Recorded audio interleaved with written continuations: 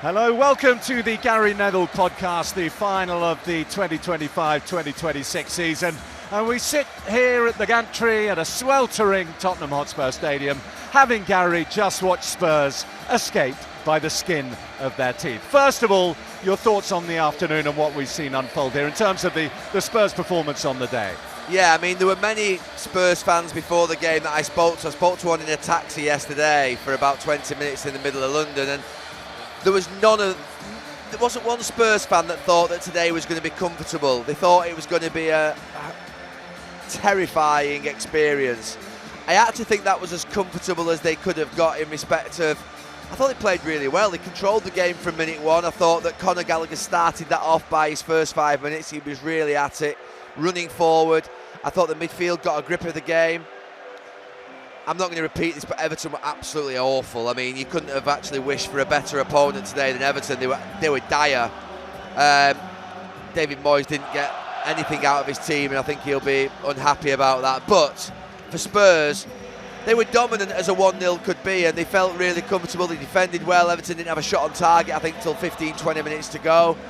Their work ethic was good, their compactness, their shape, their authority on the ball, all the things that you might say wouldn't be there in a nervous, anxious ground and a nervous, anxious team. I didn't see that. There was a lot of experience out on the pitch, and I think today they handled the occasion well.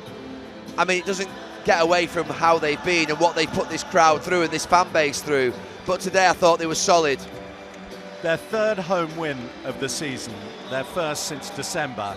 It's been wretched here. The joint worst record with Burnley at home in the Premier League.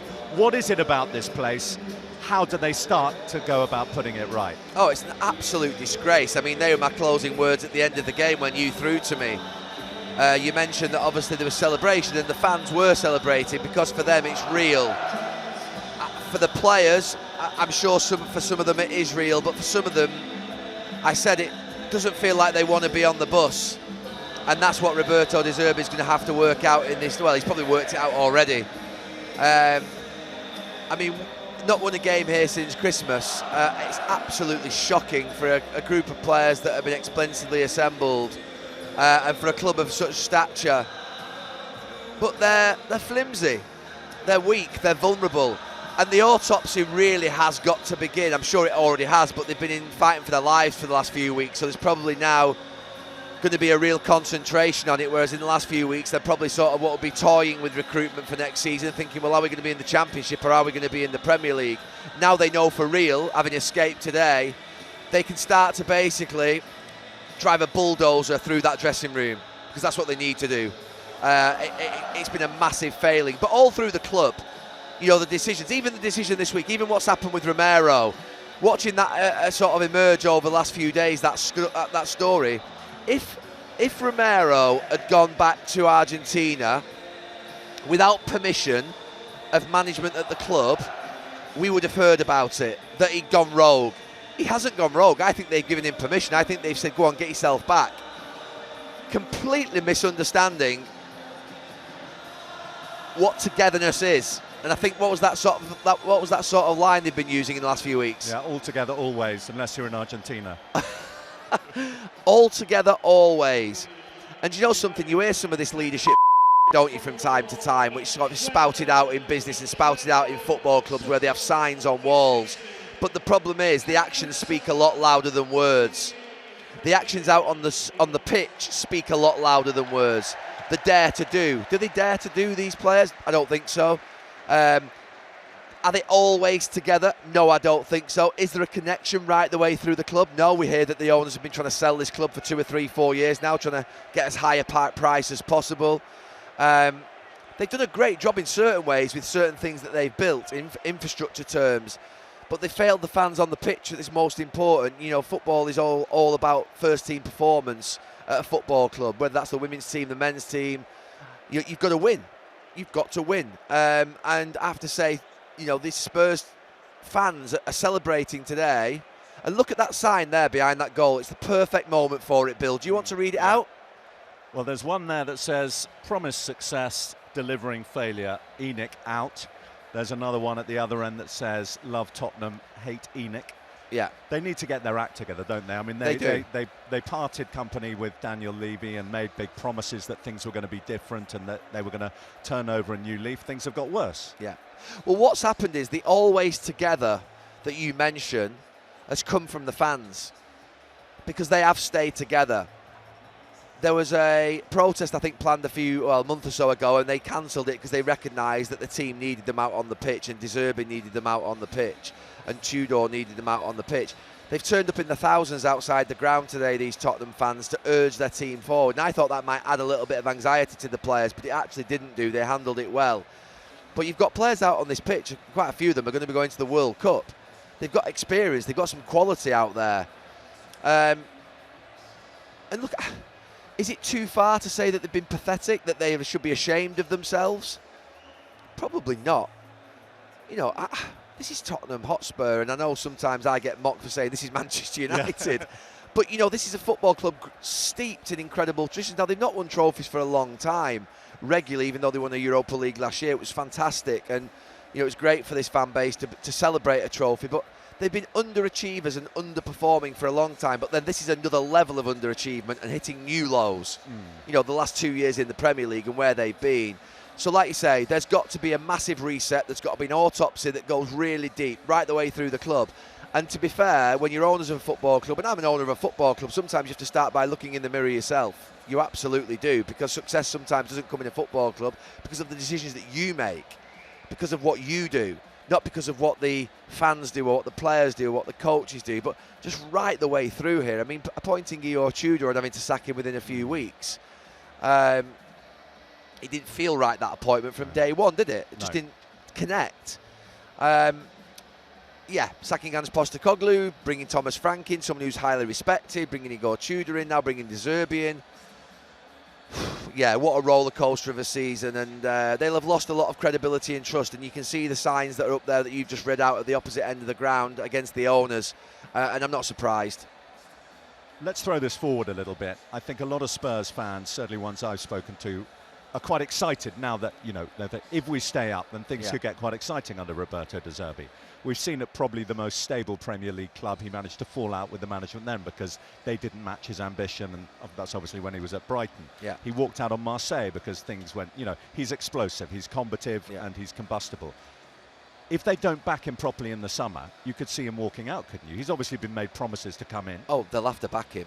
Oh yeah, I think he's not going to sit down lightly and sort of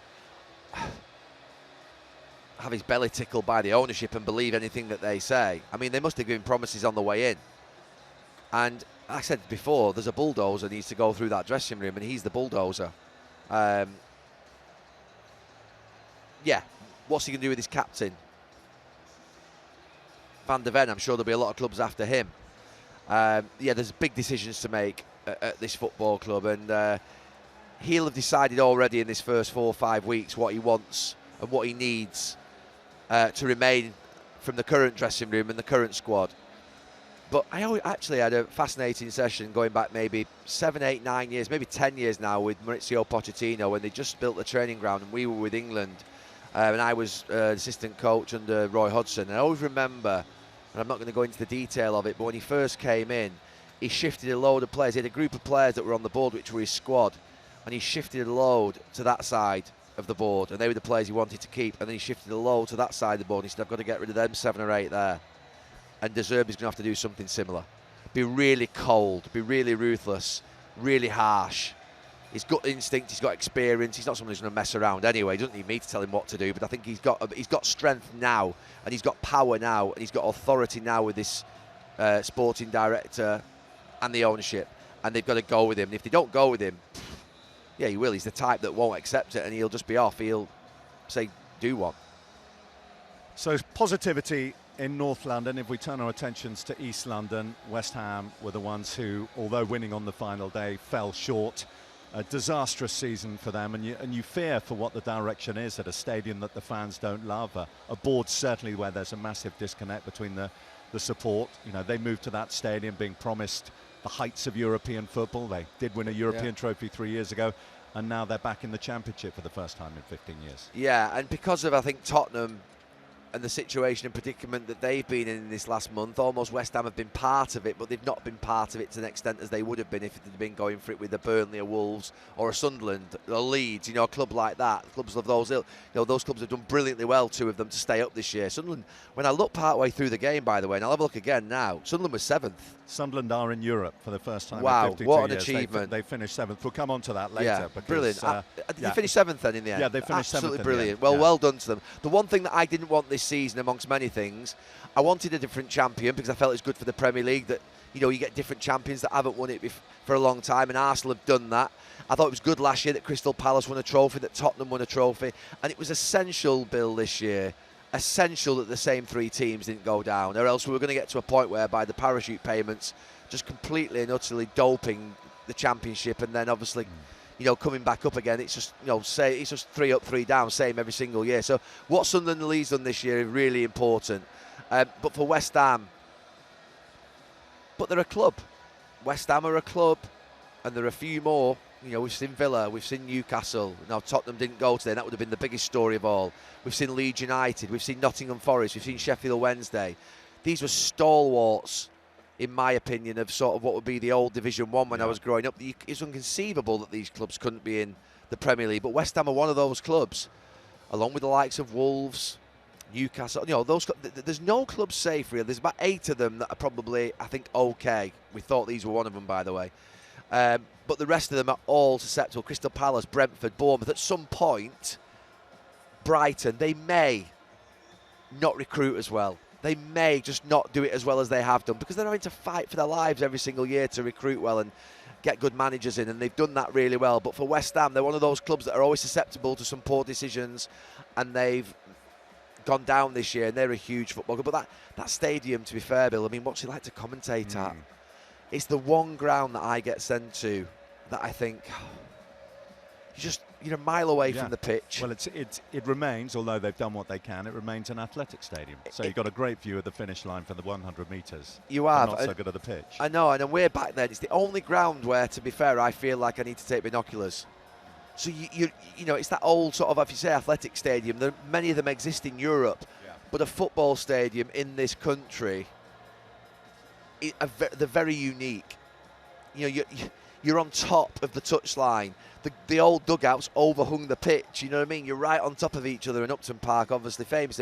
But, you know, it was right that West Ham moved, but what they're going to have to do is somehow adapt that stadium, and I don't know how they do that. I mean, I have no idea.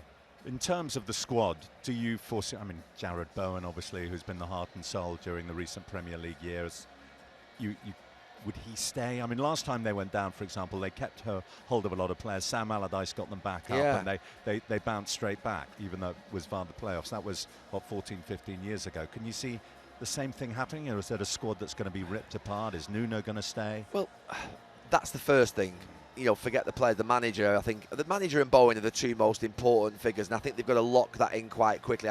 I'd be amazed if West Ham's ownership haven't put a huge incentive forward to Nuno to stay, and that would be announced, I think, in the next, if they were going to be smart, in the next 48 hours, Nuno stays for next season. That's your first headline.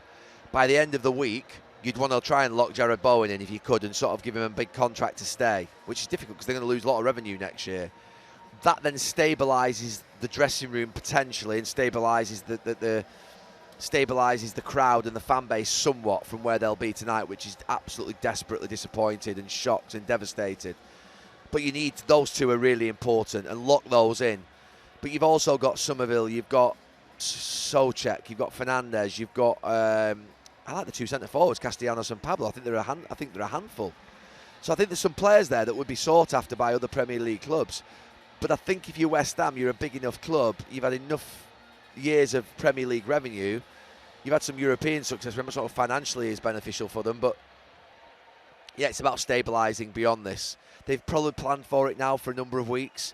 You'd have to, financially, but also from a point of view of resource and personnel, and it's important that they get some good PR messages out there quite quickly.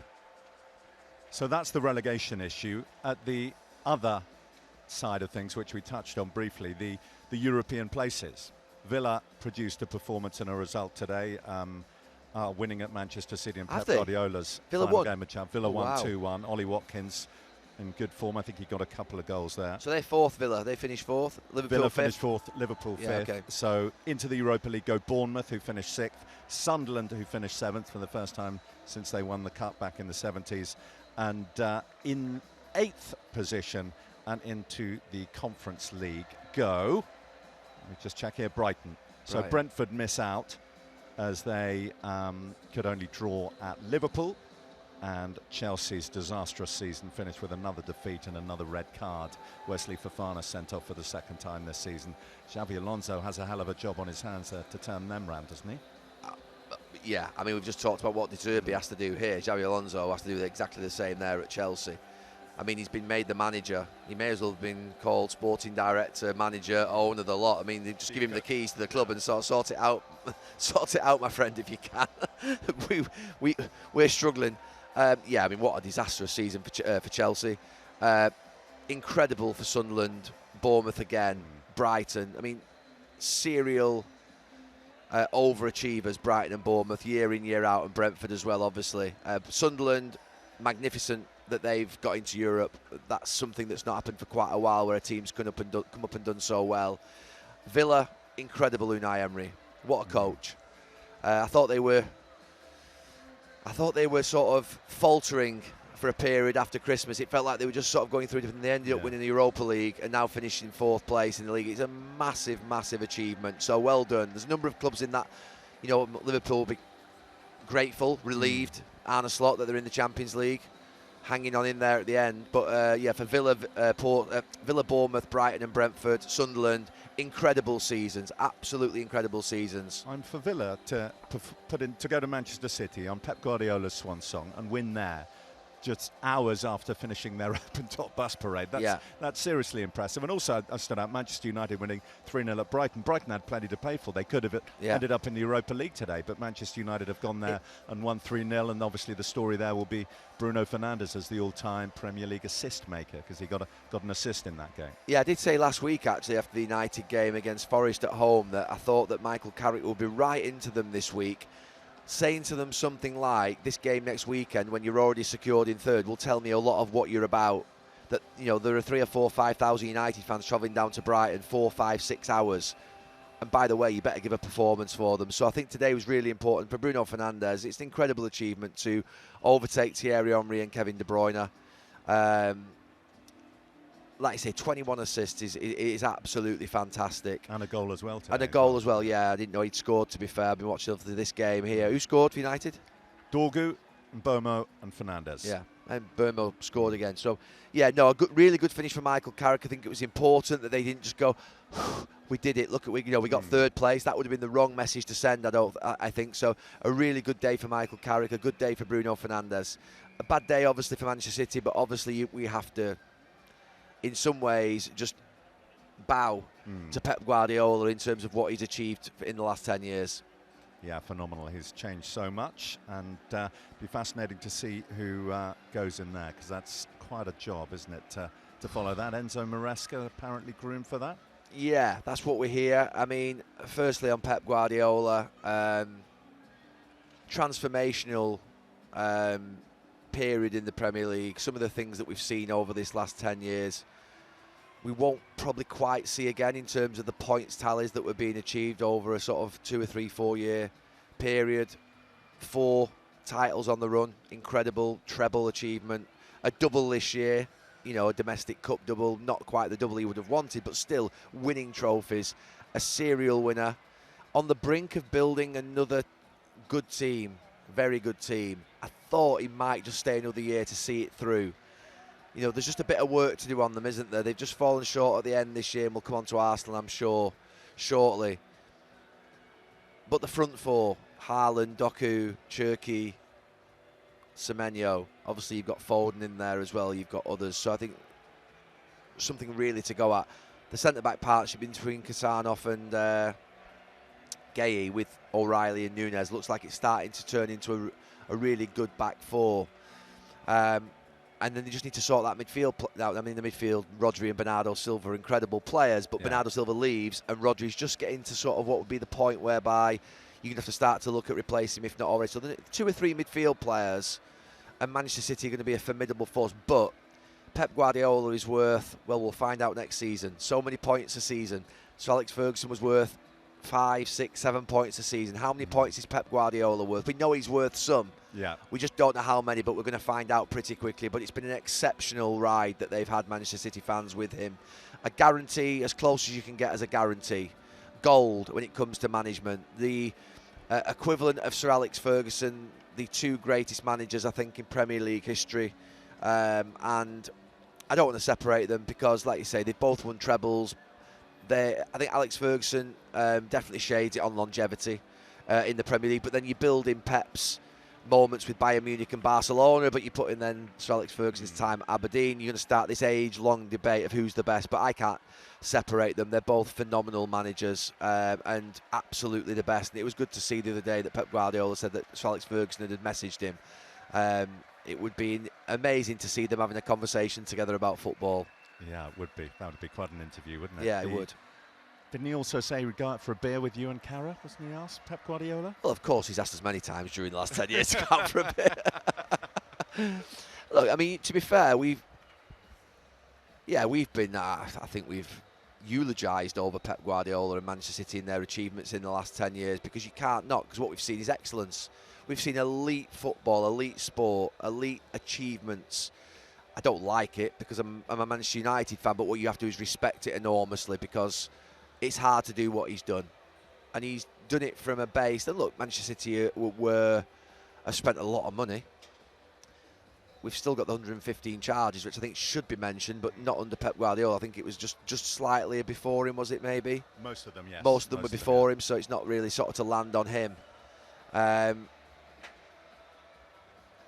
But what he's achieved at Manchester City is absolutely breathtaking. And yeah, he'll be missed. You miss characters like that because managers make this league a lot. Fans make this league. The electricity of the stadiums make this league. But managers are the next most set of important people because what the managers do is really give the players the ability to grow into superstars and give them that sort of what will be that power that they have on the pitch. The managers make that a lot. I think managers, to be fair, contribute enormously to this league. Yeah, we saw with Jurgen Klopp, didn't we, how much he's missed in terms of his personality, his duels with Pep Guardiola since he arrived, and so on and so forth. There's going to need to be. It's going to be fascinating to see where it goes from there, where the next sort of big rivalry is managerially.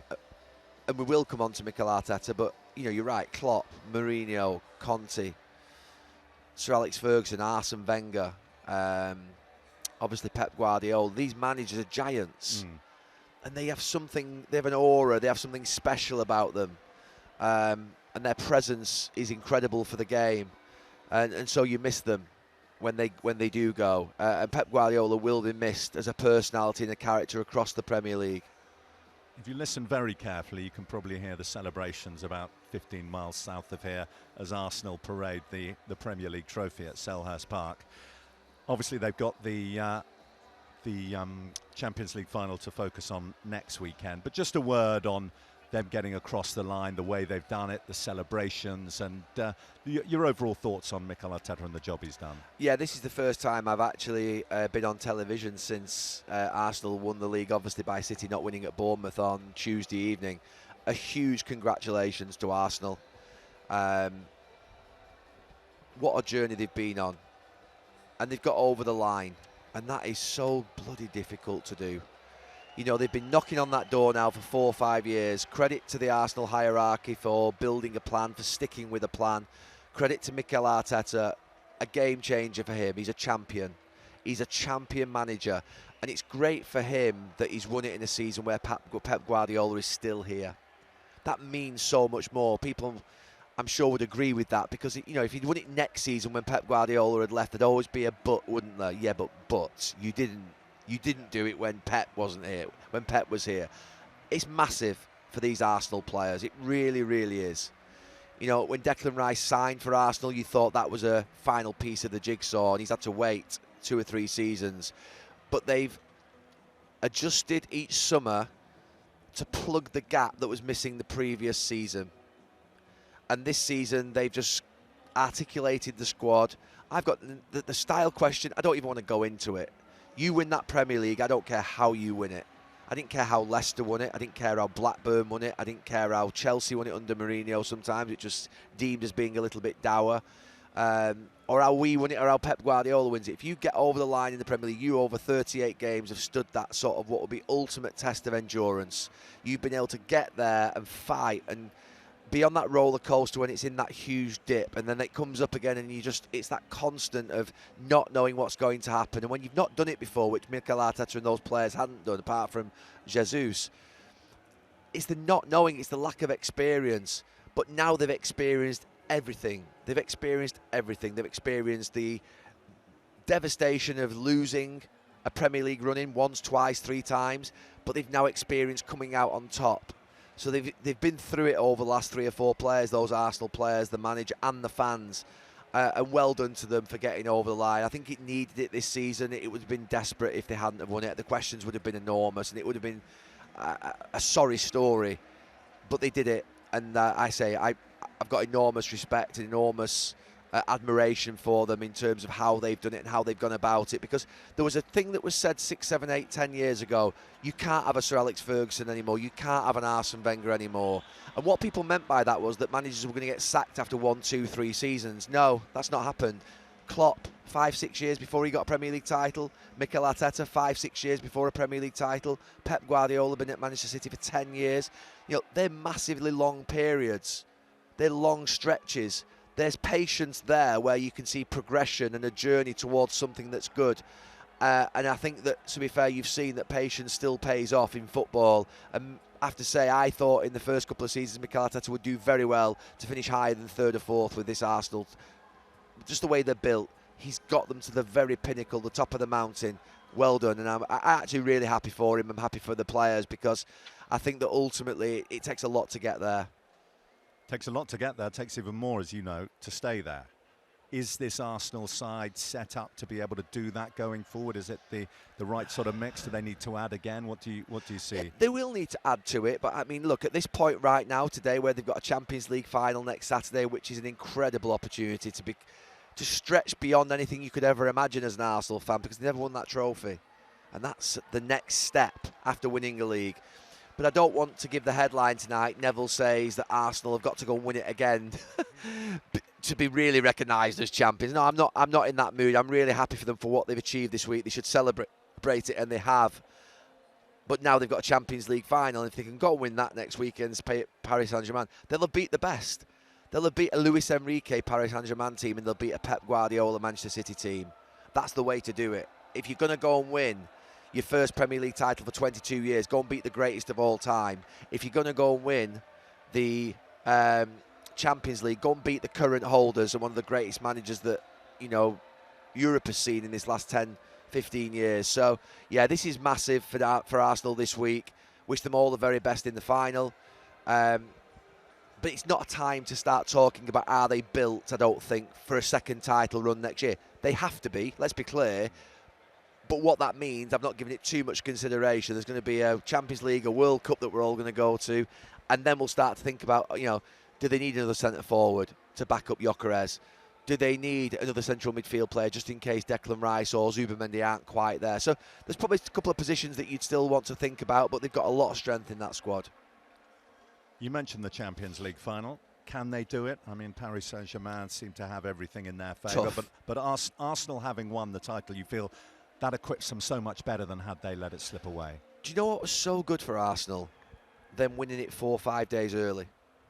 To allow them that extra, to allow them that 15 days preparation, no, 12, 13 days preparation for this game against Paris Saint-Germain.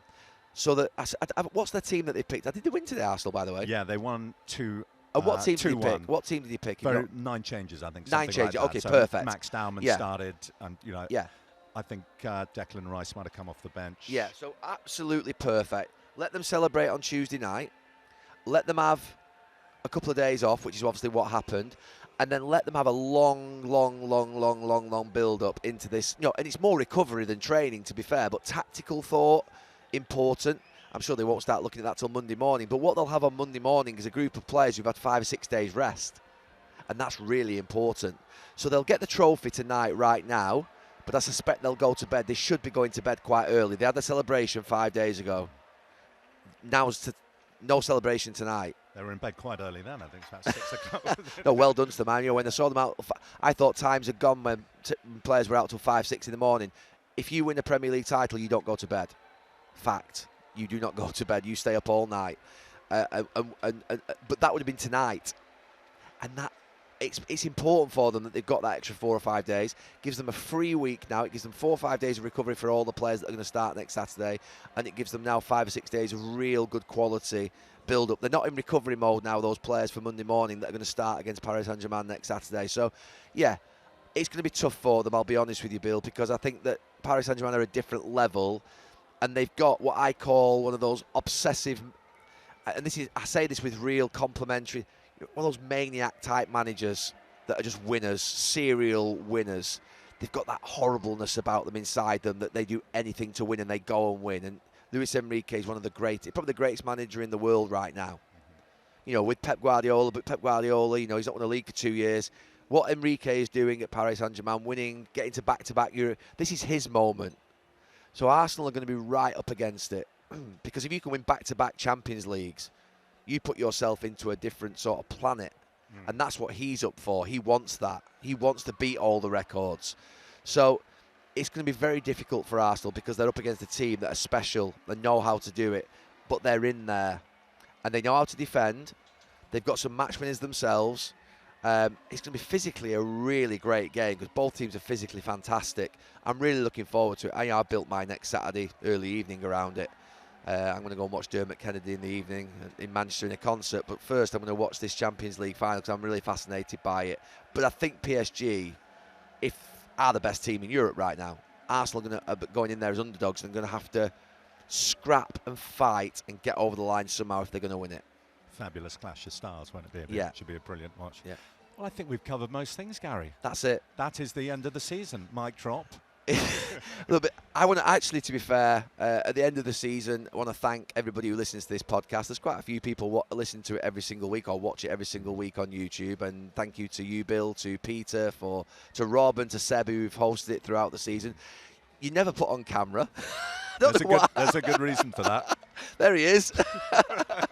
yeah, it always amazes me every single week when the cameraman gets behind the camera and just says to Peter or you or Seb or Rob, just get out the way, will you? Just shift to that side. I'm just sat here as if like I'm sort of got no one with me. But it's going to be called the Bill Leslie Podcast. Yeah, the Bill Leslie and Gary Neville Podcast. Yeah, I really appreciate it. And to everybody who listens to this podcast every single week, I love doing it. It's quite unique, this podcast, in the sense that it's me just absolutely chatting garbage at times, not even knowing what I'm saying, because you just sometimes got your adrenaline pumped having watched a game. I think it's the setting of being on the gantry up here that makes it a little bit unique, in the sense that it's actually a little bit behind the scenes with all these wires and these screens, and David Moyes is on there, and sort of my glasses are out, and your phone, it's just a little bit scruffy, but actually it's really good to do. And thank you to everybody for watching and listening to it. Well, that's that for the season. That's Cheers, it, Gary. 2025-26 is done.